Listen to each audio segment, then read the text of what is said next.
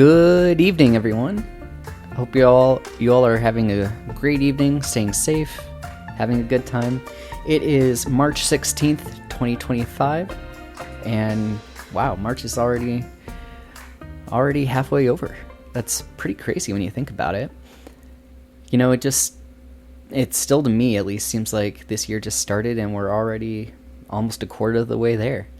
You know, it's been a bit since I've been on here. I have been in the midst of a lot of different life changes.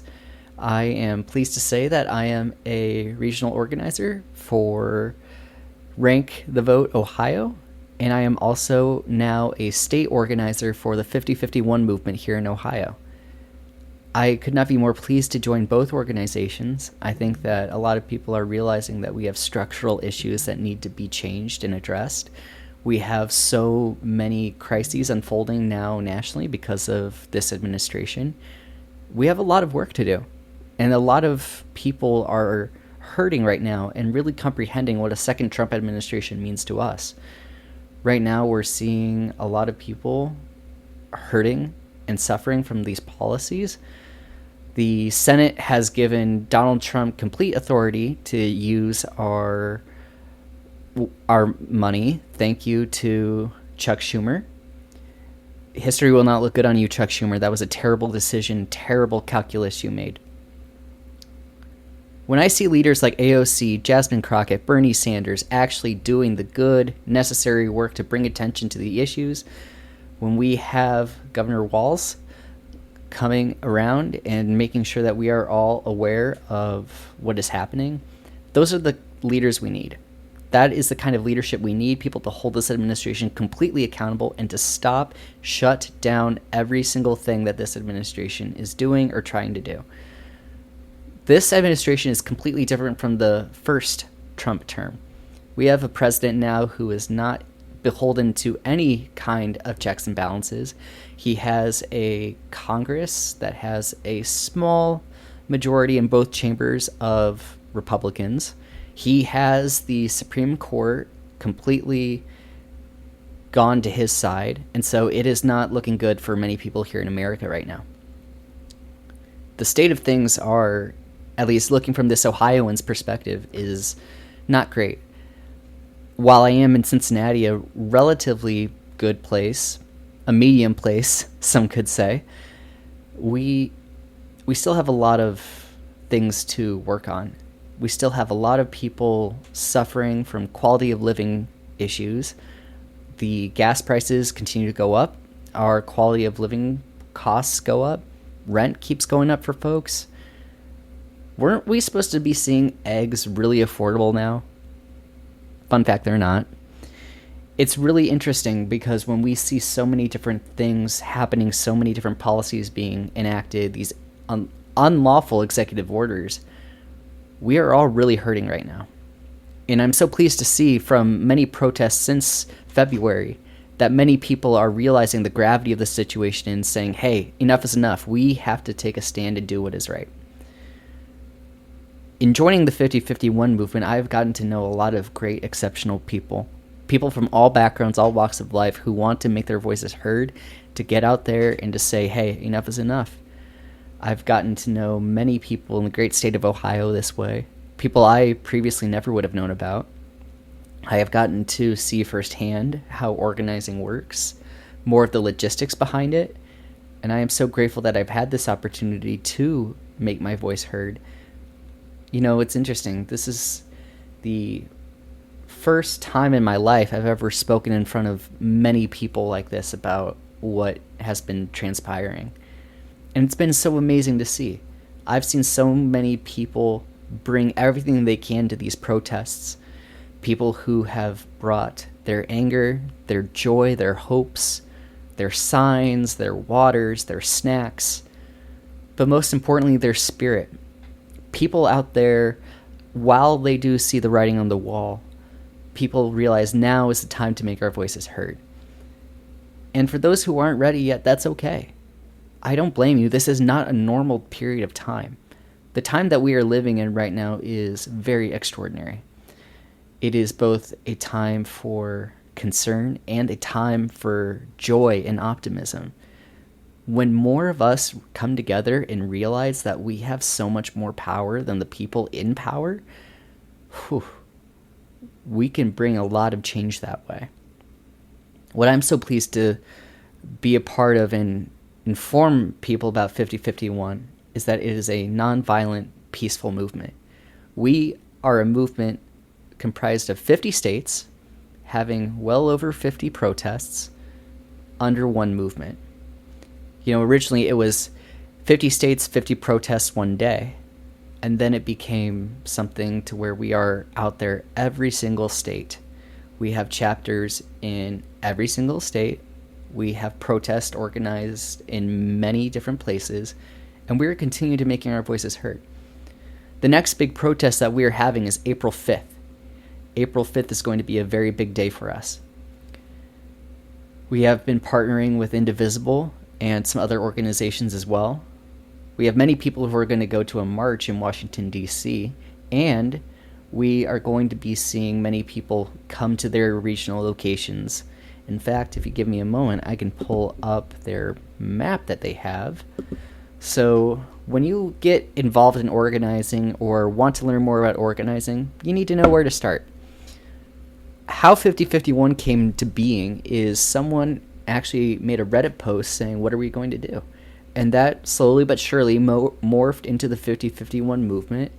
And now we are at a point in time where we have connections with many, many wonderful organizations, many people out there who are fighting the good fight, building solidarity with us, and taking a stand. For people who are wanting to learn more about these protests on April 5th, I highly encourage you to look at handsoff2025.com. When you get to this website, you are able to see a bit of what we are about and giving information about the National Day of Action on Saturday, April 5th. Donald Trump and Elon Musk think this country belongs to them. They're taking everything they can get their hands on and daring the world to stop them. On Saturday, April 5th, we're taking to the streets nationwide to fight back with a clear message, hands off. We have people in a variety of different states right now, and I'm just going to go down from the West Coast to the East Coast and pinpoint some interesting locations. Seattle, Portland, Eugene. We have Las Vegas. We have places in Montana, Arizona. We have one in Kansas City, Dallas, New Orleans, Atlanta, places in North Carolina, a lot of places in Florida, Ohio. There will be one in Cincinnati, New York, Pennsylvania, Connecticut. A whole variety of locations are going to be having protests on that day. And what's really important is noting that this is a stand against what this administration is doing, taking a stand against Elon Musk and fascists like Donald Trump and J.D. Vance. Now, I don't know about you, but when I see the state of play, when I see the world operating as it is, they need people to come out and stand in solidarity. I'm not sure if you've heard or known about this, but people in Belgrade went to protest by the hundreds of thousands. There are people all across the world protesting right now. Tens of thousands of people are gathering in many different locations.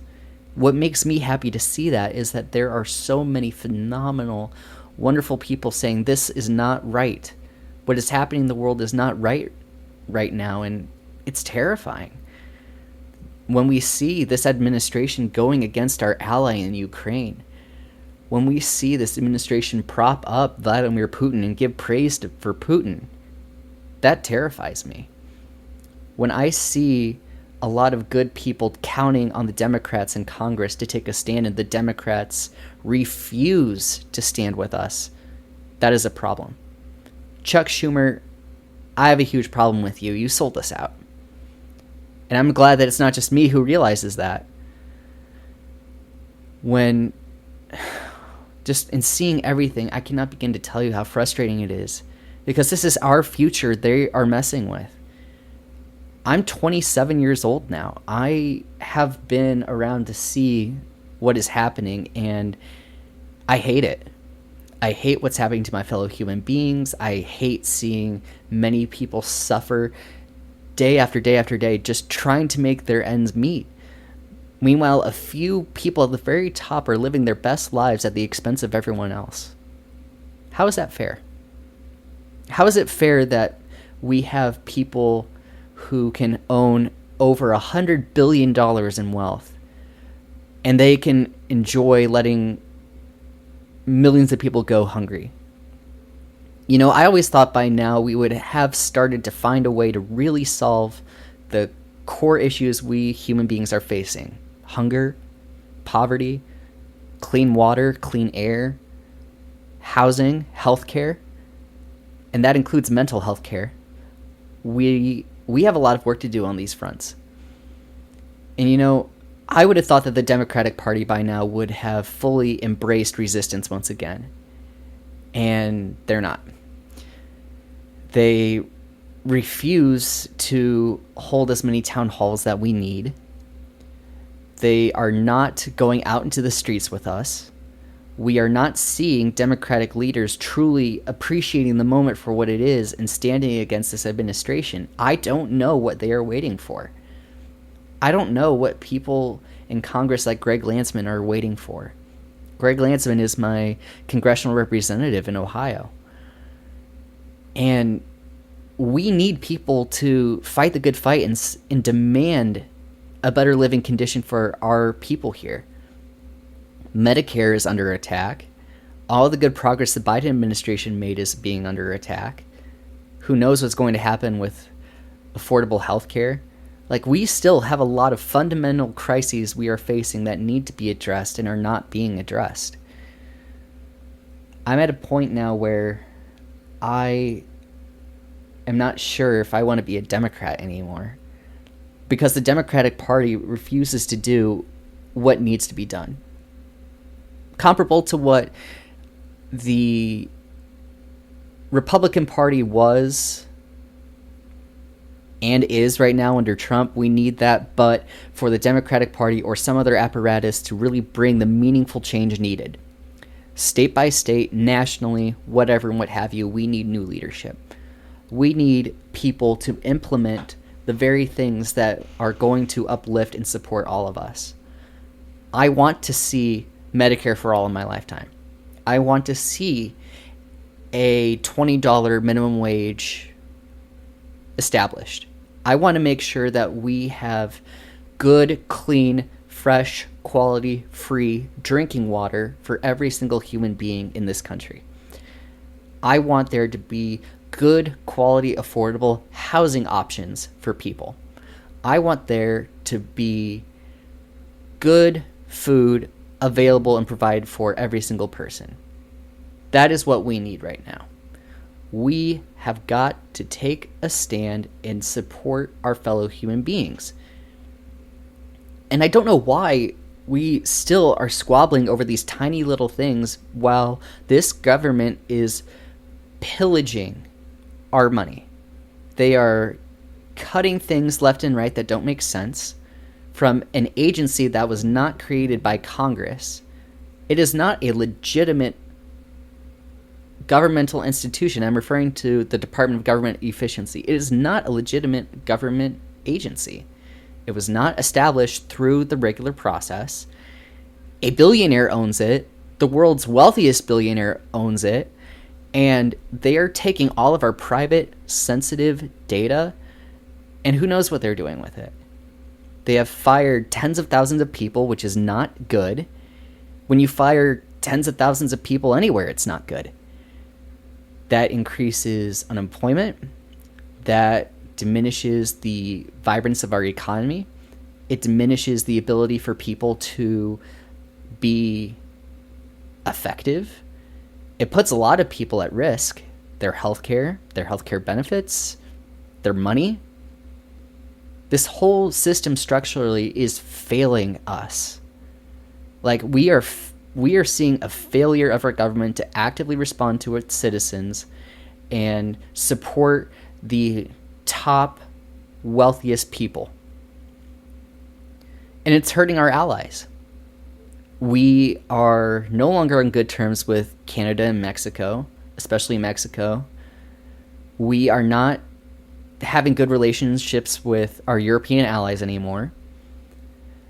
We have all these massive tariffs that are being implemented, which we have to pay for. At some point, I'm just like, what kind of timeline are we living on?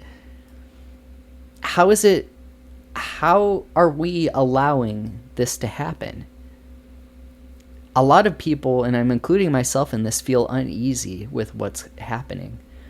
I am so grateful and thankful with the 5051 movement, the members I have met there, the dedicated, passionate people who want to see their fellow human beings' lives improved. I'm so grateful that I am a part of this movement, that I am standing with these wonderful human beings, these folks. You know, as we get these protests organized, as we bring attention to these issues, I am grateful, and I am wondering if it's enough. I'm wondering what we can do to the best we can, as peacefully as we can, to make our voices heard. And when I see all of these things happen, when I see a government that doesn't listen to us, a government that refuses to address the systemic issues and take us backwards in time, I have a huge problem with that. I have a huge problem seeing my fellow human beings hurt. I have a huge problem seeing these structural failures happen without solutions being presented. I am concerned for the future. I'm doing everything I can, and I hope you listening can say the same. We all can do what we can with what we have, right? We have to focus on our mental health. We have to focus on our physical health. We have to make sure we are doing good personally so that we can be there for each other. And I want to make sure that everything I do stands in solidarity and upliftment with my fellow human beings. I see so many wonderful people out there who want to make their voices heard, to take a stand. And at these protests, I see that. I see all these wonderful people with their signs, their spirits, their hopes, their vision. And it's so cool, especially because a lot of these people, these are their first protests. They've never had an opportunity to experience what a protest is like before, what it means to build solidarity with people, what it means to connect with people. And it means a lot. I actually had a good fortune of being interviewed for the news and being on a public radio show called Boiling Point. There's some phenomenal people out there who want to learn more, who are empowering people like myself to make our voices heard and known. And I want to take a moment to express my gratitude for them. Michelle, thank you so much for everything you do. Clayton, thank you so much for what you do. Mark, thank you. These are folks from Boiling Point.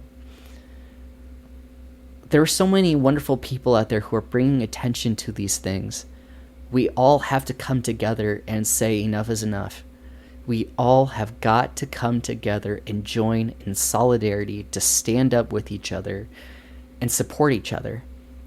5051 is an all-encompassing group that supports and brings attention to the people who are against this administration, who want to build solidarity with each other and say, hey, we might not agree on everything, but what we do agree on, we want to support each other, to uplift each other.